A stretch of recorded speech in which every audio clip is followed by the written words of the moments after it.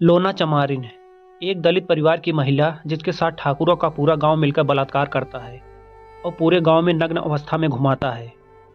आज मैं जिस कहानी को सुनाने जा रहा हूं, यह घटना 11वीं शताब्दी की एक दलित महिला की है, जिसने अपने ऊपर हुए अत्याचार का बदला इतना भयानक लिया कि अगर आप इस कहानी को सुनेंगे तो आपका रूह कांप उठेगा। अबला ने अत्याचार का बदला लेने के लिए तांत्रिक सिद्धियां प्राप्त की और तंत्र मंत्र की दुनिया की देवी कही जाने लगी। 11 ठाकुर परिवारों को अपने तंत्र मंत्र की शक्ति से मौत के घाट उतार देती है। परिवार के किसी भी घर में दिया जलाने वाला एक भी इंसान नहीं बचा। तो चलिए आज इस कहानी को सुनते हैं और देखते हैं कि अगर एक इंसान अपने पर आ जाए तो क्या कुछ कर सकता है। अगर अभी तक आपने चैनल को सब्सक्राइब नहीं किया है तो चैनल को सब्सक्राइब कर बेल आइकन पर क्लिक कर लें, साथ ही वीडियो को लाइक कर दीजिए। 11वीं शताब्दी की बात है। पंजाब के अमृतसर जिले में एक चमरी गांव पड़ता है। गांव में कुछ दलित तबके का चमार जाति का परिवार रहता है और साथ ही साथ 11 ठाकुरों का भी परिवार रहता है। छुआछूत और भेदभाव अपने चरम सीमा पर है। गांव में कोई भी ठाकुर जिस दलित महिला को शारीरिक भोग के लिए बुलाए, उस महिला को उसके पास जाना ही पड़ता है। ऐसे में उस गांव में एक सुंदर कन्या का जन्म होता है। बालपन में ही कन्या का सुंदर और तेज मुख सबका मन मोह लेता था, जिसके चलते उसके माता पिता बहुत चिंतित रहते थे, क्योंकि उस दौर में दलित समाज में जन्मी सुंदर कन्या अभिशाप समझी जाती थी, क्योंकि जो कन्या जितनी सुंदर होती थी उसके साथ उतनी ही ज्यादा दरिंदगी की जाती थी। ऐसे में कुरीतियों से अनजान कन्या अपने माँ बाप के लाड प्यार के आंगन में बड़ी हो रही थी। कन्या का नाम लोना रखा गया। उसकी सुंदरता इतनी कि तभी से लोना शब्द सुंदर का पर्यायवाची बन गया। लोना जैसे जैसे बड़ी हो रही थी, लोगों की कुदृष्टि उस पर पड़ने लगी। गांव के मनचने लड़के उसके घर के आसपास दिन में 2-4 चक्कर लगा ही लेते थे। लड़कों की कुदृष्टि ने उसका घर से बाहर निकलना बंद करवा दिया। माँ बाप भगवान से प्रार्थना करते कि कोई अच्छा सा घर मिल जाए, हम उसकी शादी करवा दे और हम बेइज्जत होने से बच जाएं। उस दौर में लड़कियों की शादी कम उम्र में ही करवा दी जाती थी, ताकि उच्च जात के लोगों से नादान बच्चों की आबरू बचाई जा सके। धीरे धीरे यह परंपरा का रूप ले लेता है, जिसका शिकार लोना भी हुई। पिता ने अपनी इज्जत और बेटी की आबरू बचाने के खातिर उसकी शादी बालपन में ही करवा देती है, लेकिन शादी ज्यादा दिन तक नहीं चली। ससुराल में कलह और पति की मारपीट से उबकर लोना अपने मायके घर वापस चली आई। अब लोना विवाहिता तो थी, पर ससुराल छोड़ मायके में रहने लगी। लोना करीब 12 साल की हो चुकी थी। यौवन में निखार आने लगा था। ऊपर से दलित परिवार की थी। उस समय दलितों पर हो रहे अत्याचार, बलात्कार के हिसाब से लोना पर लोगों की कोई दृष्टि न पड़े, ऐसा संभव नहीं था। आगे फिर क्या था? चमरी गांव के लोगों ने लोना के ऊपर अपनी गंदी नजर डालना शुरू कर दिया। पड़ोस में रह रहे 11 ठाकुरों के परिवार में से एक लड़के को पता चलता है कि कोई बहुत खूबसूरत लड़की अपना ससुराल छोड़कर मायके में रह रही है। फिर क्या था? वो लड़का लोना के घर चोरी से घुसकर उसके साथ शारीरिक संबंध बनाने का निमंत्रण देता है, लेकिन लोना मना कर देती है। ये बात उस लड़के को रास नहीं आती। वह इसमें अपना अपमान समझता है, क्योंकि लोना पहली लड़की थी जिसने ठाकुरों का प्रस्ताव ठुकराई थी। लोना के मना करने से क्रोधी लड़के का पारा 7वें आसमान पर था। वह जाकर अपने गांव में सारी बात बताता है। अब बात ठाकुर घराने की इज्जत की थी। फिर ठाकुरों ने लोना को उठाकर अपने कस्बे में ले जाते हैं। उसके बाद जितने भी ठाकुर कस्बे में आदमी थे, सभी ने बारी बारी से अपने अपने घर के दरवाजे पर उसका बलात्कार करते हैं और पूरे गांव में नग्न हालत में घुमाते हैं। पूरा दलित परिवार अपना अपना दरवाजा बंद कर लेता है। कोई भी इंसान लोना को बचाने के लिए सामने आने की हिम्मत नहीं कर पा रहा था। उल्टा गांव के लोगों ने लोना को भला बुरा कह रहे थे। क्या लगी थी मना करने की? चुपचाप चली जाती। कोई कहता, अरे द्वापर में तो कृष्ण ने द्रौपदी को बचा लिया था, लेकिन इन दरिंदों से तो भगवान भी डरते हैं। उस वक्त न कोई कोर्ट होता था, न ही कोई संविधान जो गरीबों की बातें सुने। जो भी राजा महाराजा होते थे वो भी महिलाओं का शोषण ही करते थे। राजा जो भी सुनवाई करता वो उच्च जातियों के पक्ष में ही होता था। ऐसे में लोना की दुर्दशा पर पूरा गांव हंसता रहा, लेकिन किसी ने उन ठाकुरों की तरफ उंगली उठाने की हिम्मत नहीं की। बेचारी लोना अधपके उम्र में इतने भयानक दर्द से गुजर रही थी, लेकिन उन दरिंदों के खिलाफ कुछ नहीं कर पा रही थी। जैसे तैसे दिन काट रही थी।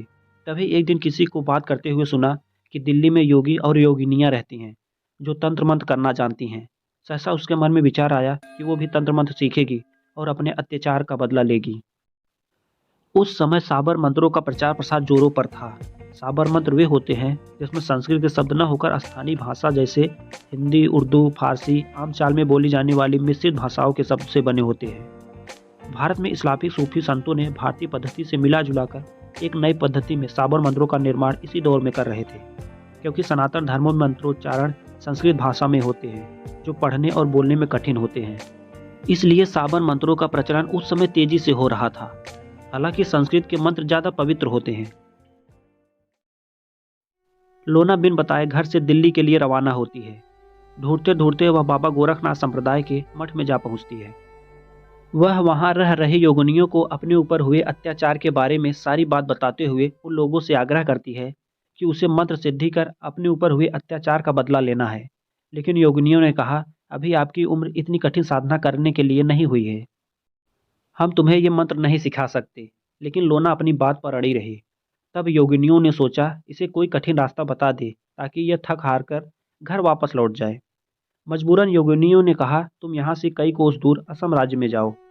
वहाँ ब्रह्मपुत्र नदी के तट पर नीलांचल पर्वत योनि रूपा कामाख्या शक्तिपीठ है। वहाँ तंत्र मंत्र विद्या सिखाई जाती है। हम सभी वहीं से तंत्र विद्या सीखकर तांत्रिक बने हों। लोना तुरंत वहाँ से असम के लिए निकल देती है, क्योंकि लोना नहीं चाहती थी कि उसके मन में जो आग धधक रही है वो कम हो जाए। वह जैसे तैसे दिल्ली, उत्तर प्रदेश, बिहार, बंगाल को जंगल जंगल, नदी नाले, भूख प्यास से तड़पते, पैरों में छाले लिए काफ़ी जद्दोजहद करते हुए कामाख्या शक्तिपीठ पहुंचती है। अब वह मंत्र सीखने के लिए एक गुरु की खोज शुरू कर दी। ढूंढते ढूंढते उसकी मुलाकात एक नाथ संप्रदाय के इस्माइल जोगी नामक संत से होती है। संत लोना को देखते ही मोहित हो जाता है। जब लोना मंत्र सीखने की बात उस संत से करती है, तब संत बिन सोचे तपाक से कहता है कि मैं तुम्हें मंत्र सिखा दूंगा, लेकिन मुझे दक्षिणा में क्या मिलेगा? आपके पास मुझे दक्षिणा के रूप में देने के लिए क्या है? तब लोना अपनी सारी परेशानी बताती है और विनती करती है कि उसे मंत्र सीखना है, लेकिन उसके पास कुछ देने को नहीं है। तब संत कहता है कि दक्षिणा के रूप में तुम्हें मेरे साथ शारीरिक संबंध बनाना होगा। लोना सोच में पड़ जाती है। फिर कहती है, आप तो संत हैं, संत तो भोग विलास और मोह माया से दूर रहते हैं। तब संत कहता है कि नाथ पंथ में साधना के दौरान पंचकर्म, निद्रा, मद, मांस, मैथुन, दुराचार का कोई परहेज किए बिना साबर मंत्रों की सिद्धियां की जा सकती है। लोना को कुछ समझ नहीं आ रहा था। उसके मन में तो बस बदले की आग धधक रही थी। अंततः वह राजी हो जाती है। तब संत लोना के साथ भोग विलास करते तंत्र विद्या देना प्रारंभ कर देता है।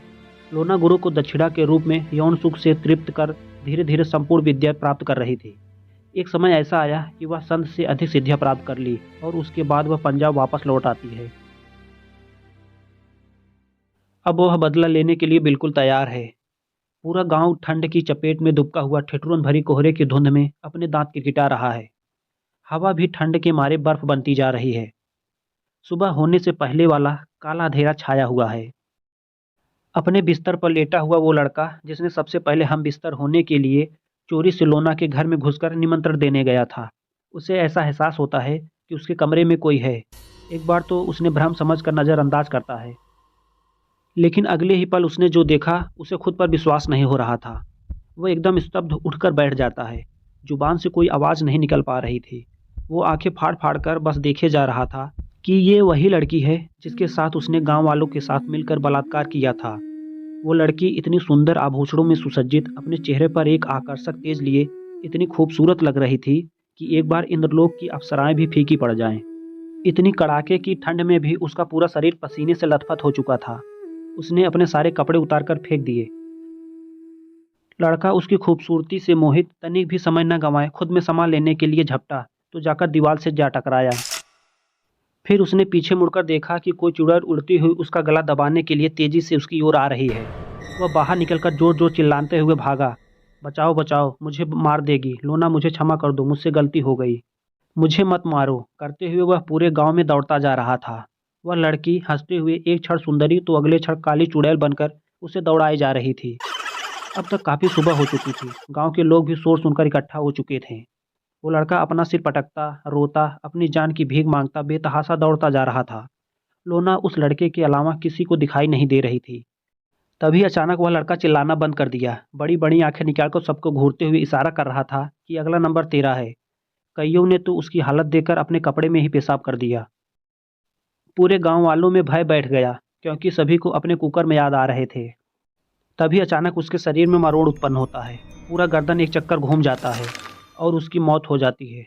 गांव वाले उसका अंतिम संस्कार करके घर वापस लौट ही रहे थे कि एक और आदमी उसी तरह अपने कपड़े उतारकर तेजी से चिल्लाता हुआ पूरे गांव का चक्कर लगाता अपनी जान की भीख मांगते हुए दम तोड़ दिया।